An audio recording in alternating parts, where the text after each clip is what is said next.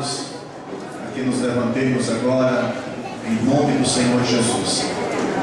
E nós vamos orar para que possamos abrir esta série de cultos alusivos a mais um aniversário do nosso querido ministério, que é o Ministério Graça Plena. Para tanto, convido aqui o pastor Jair Fizanco, que figura como sendo o secretário do ministério. Ele vai orar com toda a igreja nesta hora. Depois estaremos declarando a abertura oficial desse trabalho em nome do Senhor Jesus.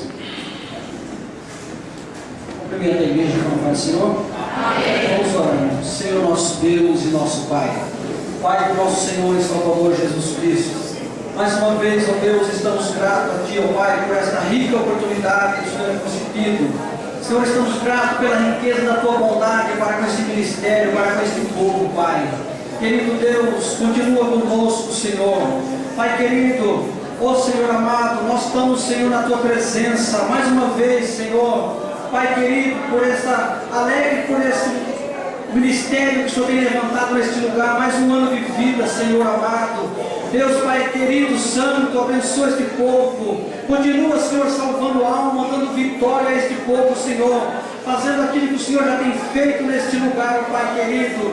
O Senhor sabe, Senhor, os teus filhos estão na Tua presença nesta noite. Pai, o propósito do coração, Senhor, de fazer esta obra na Tua presença. Que o Senhor, Pai querido, venha abençoar a cada dia, abrindo as portas, salvando, libertando e fazendo esta obra, Senhor. Deus, nós sabemos que o objetivo do Senhor, da Tua igreja aqui neste lugar na terra, Pai, é a salvação de alma. Por isso estamos, Senhor, alegres contigo, ó Pai.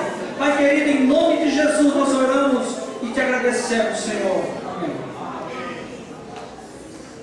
Ainda em pé, meus amados, em nome do Senhor Jesus, nós declaramos abertas as comemorações alusivas ao 5º aniversário do Ministério Graça Plena. E se você quer confirmar comigo, você vai aplaudir Jesus com muita alegria.